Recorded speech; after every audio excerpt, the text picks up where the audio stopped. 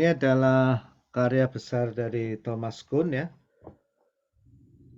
PDF-nya beredar, mudah sekali. Saya sangat menganjurkan Anda download. Saya coba tunjukkan ke Anda ya. Salah satu cara untuk memperoleh gambaran terbaik, karya-karya besar, dan mengadop para pemikir besar ini ya membaca tulisan asli mereka ya. Menyempatkan diri membaca, jadi supaya kita tidak melihat Kuhn hanya menurut orang lain gitu. Salah satu kritikus Kuhn yang sangat keras adalah Imre Lakatos yang mengusulkan gagasan tentang research program. Tapi Peter Godfrey juga mengatakan kritik pandangan Imre Lakatos terhadap tulisan Kuhn ini beda dengan pandangan beliau. Jadi nanti kalau membiasakan hanya melihat dari tulisan orang itu ya nggak asli ya. Ini PDF yang saya dapatkan. Buku tercetaknya cukup banyak ya. Saya pernah beli bahasa Indonesianya tapi rasanya kok kurang enak dibaca gitu ya. Nah, ini bahasa Inggrisnya cukup bagus ya. Seperti halnya Popper ini juga bisa Anda peroleh. Nah, ini ya. Ini adalah kira-kira outline dari tulisan Thomas S. Kuhn, Structure of Scientific Revolution. Isinya seperti ini ya. Introduction, a role for history, sebuah peran bagi sejarah. Yang kedua, rute ke sains normal. Jadi di sini ada istilah sains normal. Ya. Kemudian ketiga, nature of normal science. Ya, sifat alamiah sains normal. Nah, kemudian Kuhn itu terkenal menggunakan kata-kata puzzle solving ya.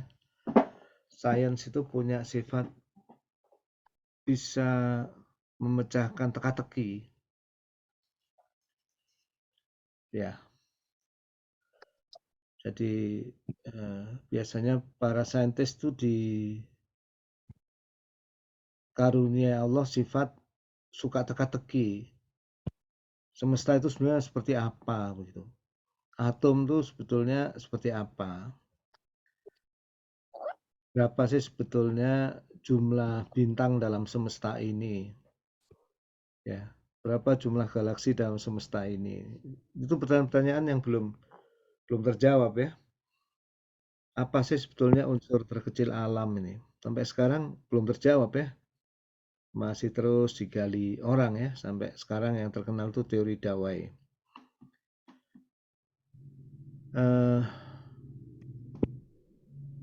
Apakah artificial intelligence dan data science yang ada sekarang ini yang basicnya adalah formal mathematics yang disebut probability and statistics, itu merupakan fase akhir dari artificial intelligence, atau akan ada approach untuk kecerdasan buatan yang pendekatannya sama sekali lain gitu. Nah, ini pertanyaan-pertanyaan yang menggelitik di kepala saintis ya. Semua.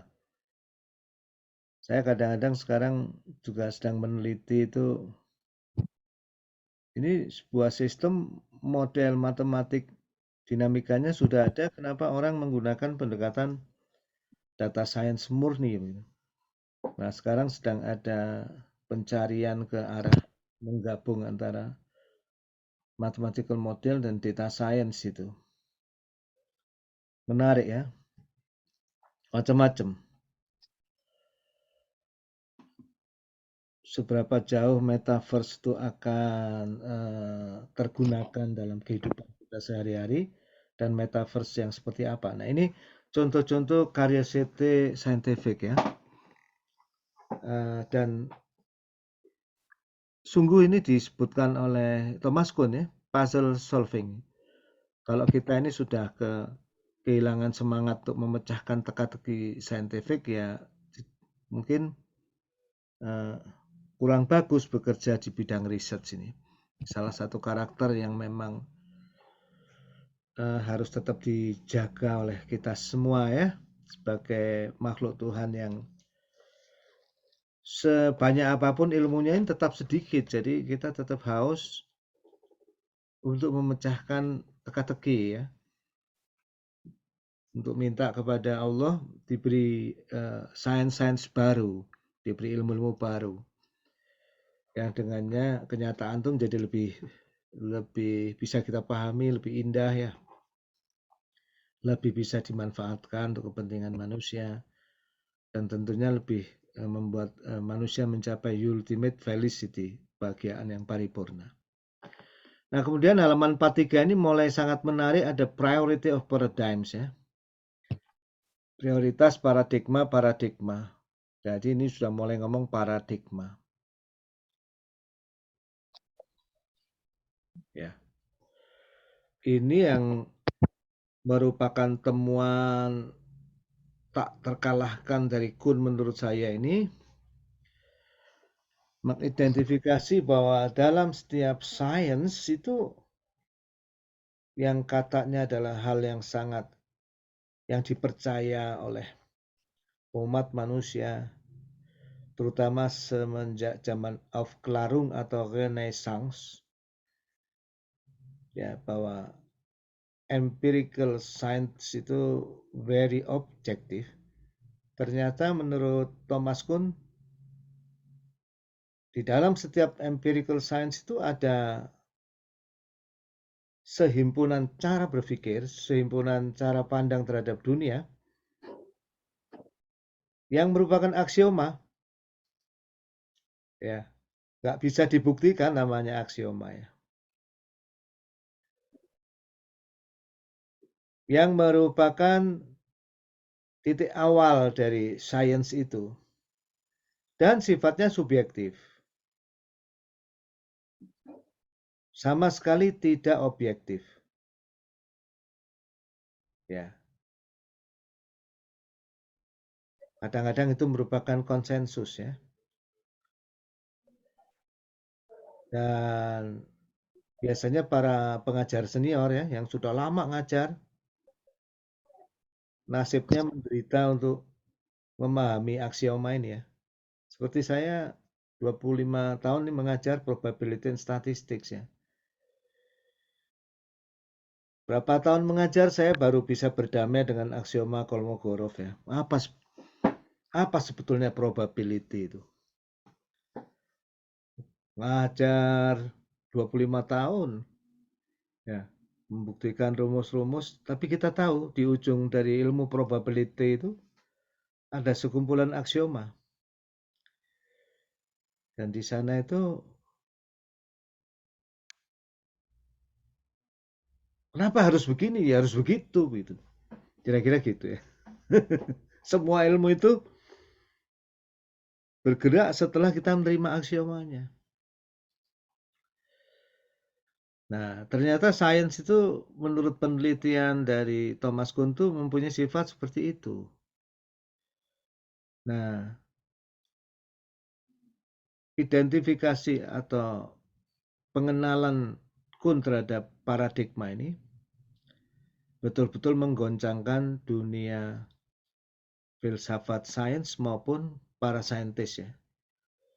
Jadi buku yang saya tunjukkan ini sold sampai 650.000 kopi. Itu dahsyat sekali ya untuk sebuah karya yang serius ini. Karena sebagai gambaran, Das Kapital karya Karl Marx itu hanya laku 500 kopi. Ya, waktu itu ya tentu ya.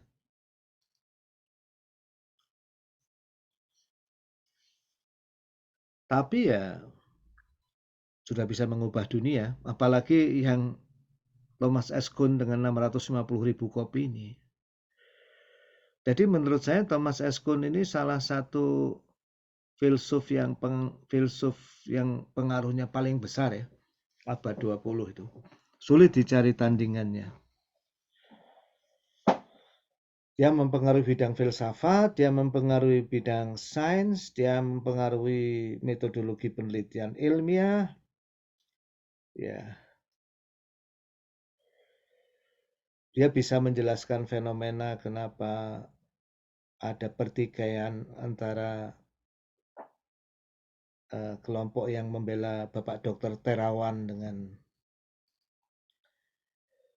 ya, beberapa teman-teman saya sudah menikmati layanan beliau ya. Saya juga tertarik sebetulnya.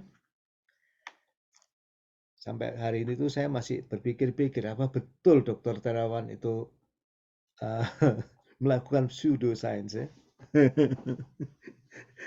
Ini berkali-kali saya ucapkan pseudoscience itu Anda kira-kira bisa membayangkan bakal jadi tugas akhir kuliah ini ya, kelihatannya. Karena sekiranya akhir dari kuliah ini itu kita semua bisa lebih membedakan mana yang sains, mana yang pseudoscience. Nah itu udah bagus banget. Saya nggak bicara tentang astrologi ya. Kalau astrologi saya yakinlah Anda semua sudah. Saya udah nggak pernah baca lagi bintang saya mau bintang kejora. Katanya saya bintang saya Leo ya, tapi udah lama banget saya nggak concern ke sana ya. Nggak tahu ya, saya nggak bisa melihat hubungan antara apa, nggak ada hukum Newtonnya itu ya. Gravitasinya rasi Leo tuh di saya udah nggak kerasa gitu. dan dan nggak bisa dibuktikan gitu. We are not talking about astrology, but we are talking about apakah vaksin Nusantara itu pseudoscience atau enggak. Apakah artificial intelligence yang akan Anda kembangkan dalam disertasi Anda itu pseudoscience atau bukan.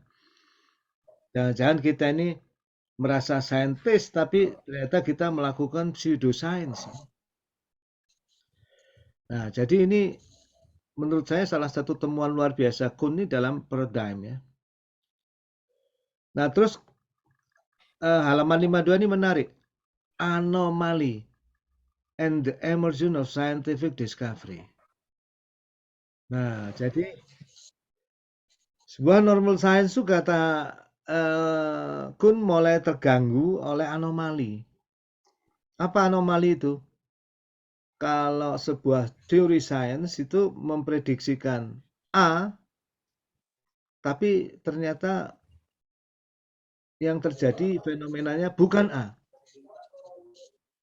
Dan terjadinya berulang. Dan terjadinya dalam skala yang signifikan. Nah, para saintis itu nanti akan selalu bekerja berusaha membereskan anomali dalam sains itu ya. Kayak mobil itu, kalau nggak normal, para tukang itu kita panggil dari bengkel atau kita ke bengkel, tolong Pak ini nggak normal mesinnya, dibenarkan lagi sehingga enak. Saintis itu sama gitu. Ini kok ada eksperimen Michelson-Morley ini. Wah, para saintis saat itu yang sudah berhasil memecahkan berbagai persoalan melalui hukum Newton berusaha menafsirkan ya sedapat mungkin anomali ini supaya bisa diluruskan. Apanya yang salah, apa eksperimennya yang salah. Kalau eksperimennya yang salah mereka ulang terus. Oh, ternyata eksperimennya tetap gitu. Apa persamaan diferensial yang kita pakai ini nggak pas atau apa terus diulik ya. Nah, ketika anomali ini semakin menguat dan diulik para saintis dalam komunitas tertentu ini, mulai melembek gitu, mulai nggak bisa menjawab. Nah, ini menurut Thomas Kuhn ini saatnya kemungkinan ada kemunculan emergence of scientific discovery. Ya. Temuan-temuan scientific itu munculnya ada anomali dulu yang nggak bisa jelasin nih. Anomalinya menguat. Gitu. Kalau ngambil filsafat Cina itu setiap bencana atau cobaan itu ada opportunity ya. Cobaannya sains itu adalah anomali. Ya. Nanti ini ada bahasan saya menarik khusus karena mengenali anomali itu salah satu ciri data science yang sangat laku sekarang. Data science yang top data science. Orang lain dikasih data itu nggak mengenali apa-apa, tapi seorang senior data scientist, data tabel dengan 500 fitur tuh diulik sama dia, digambarkan secara visual, ketemu anomalinya gitu.